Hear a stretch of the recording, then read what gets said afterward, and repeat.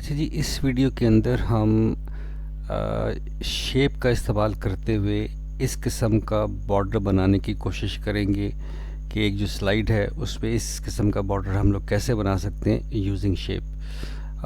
बहुत ही सिंपल है, बहुत ही आसान है।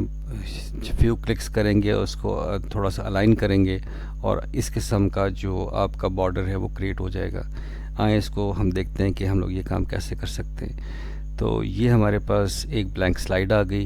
इस ब्लैंक स्लाइड के अंदर हम एक जो शेप है वो ऐड करते हैं। मैंने इंसर्ट किया और इंसर्ट करने के बाद मैंने ये शेप एंटर कर दी। ये शेप मैंने क्या की, मैंने यहाँ से ये जो एक स्क्वायर था उसको मैंने लिया और इसको मैंने एक्सटेंड करते हुए यहाँ तक ले गया। अच्छा, अब मैंने इसको इस फॉर्म के अंदर कन्वर्ट करना है, राइट। तो ये काम करने के लिए हमें क्या करना पड़ेगा, शेप सिलेक्टेड है, फिर शेप फॉर्मेट में जाएंगे और इसके बाद यहाँ पर देखें आपको एडिट पॉइंट्स मिलेंगे। तो एडिट शेप मिलेगी। एडिट शेप को क्लिक करेंगे तो यहाँ पर एडिट पॉइंट्स हैं, एडिट पॉइंट्स को क्लिक करें और ये आपके पास जो एजेस के ऊपर ये जो ब्लैक जो है ना वो पॉइंट्स आ गए।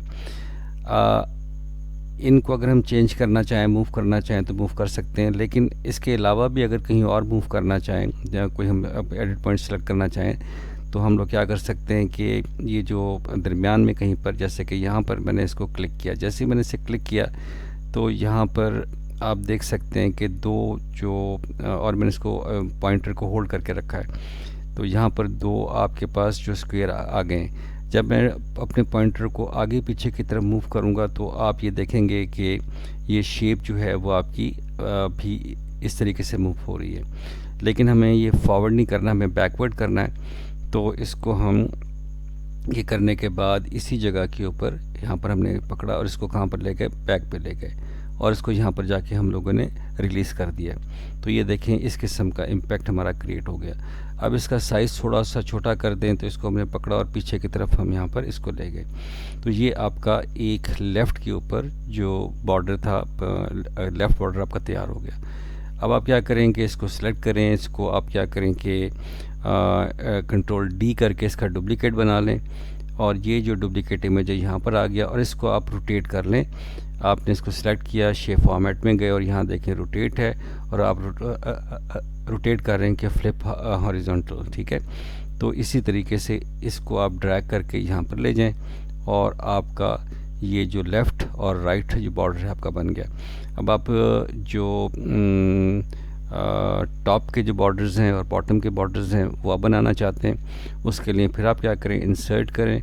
इंसर्ट के अंदर आप शेप पे आ जाएं और इसी को सिलेक्ट करें और इस जगह के ऊपर एक छोटा सा जो है आपने ये बॉर्डर यहाँ पर लेकर आ गए और इसको थोड़ा सा आपने एडिट पॉइंट के ज़रिए इसका जो एज है वो पीछे की तरफ लेके जाना है। तो आप शेप फॉर्मेट करेंगे, एडिट पॉइंट्स करेंगे और यहाँ पर एडिट पॉइंट्स करने के बाद ये आपके आ गए और इस जगह के ऊपर आपने इसको सिलेक्ट किया और सिलेक्ट करने के बाद थोड़ा सा इसको पीछे की तरफ मूव कर दिया तो ये आपके इस किस्म के एजेस आ गए। अब आपने इसको सिलेक्ट किया, ठीक है, ये आपका सिलेक्टेड है और इसको आपने कंट्रोल डी के ज़रिए कॉपी किया और कॉपी करने के बाद इसको थोड़ा सा मूव किया और इसको आपने फिर रोटेट कर दिया फ्लिप वर्टिकल और इसको ड्रैग करते हुए हम इसको यहाँ पर नीचे की तरफ लेकर आ गए और ये हमारा एक जो बॉर्डर है वो आपका तैयार हो गया। और अब बेशक आप इंसर्ट करें, टेक्स्ट बॉक्स करें और यहाँ पर जो आप लिख दें कि शेप एंड रीशेप, तो ये आपने शेप एंड रीशेप लिखा और इसके बाद जो भी टेक्स्ट आपने लिखना ज़रूरी नहीं कि शेप एंड रीशेप ही लिखें और इसको आप जो है वो इसका फ़ॉन्ट थोड़ा सा इंक्रीज़ कर दें। तो ये मैंने फ़ॉन्ट इंक्रीज़ कर दिया और इसको मैंने रीपोजीशन कर दिया। तो इस तरीके से आप शेप की मदद से आप अपने जो बॉर्डर्स बनाना चाहें बॉर्डर बना सकते हैं, अपनी शेप को रीशेप करना चाहें तो वो भी काम बहुत आसानी के साथ कर सकते हैं। आई होप कि जो बेसिक आइडिया है वो आपको समझ आ गया होगा। आपने सिर्फ इसको जो फीचर्स अवेलेबल हैं उनको इंटेलिजेंटली और क्रिएटिवली इस्तेमाल करना है और आप इससे बहुत बड़े बड़े काम कर सकते हैं।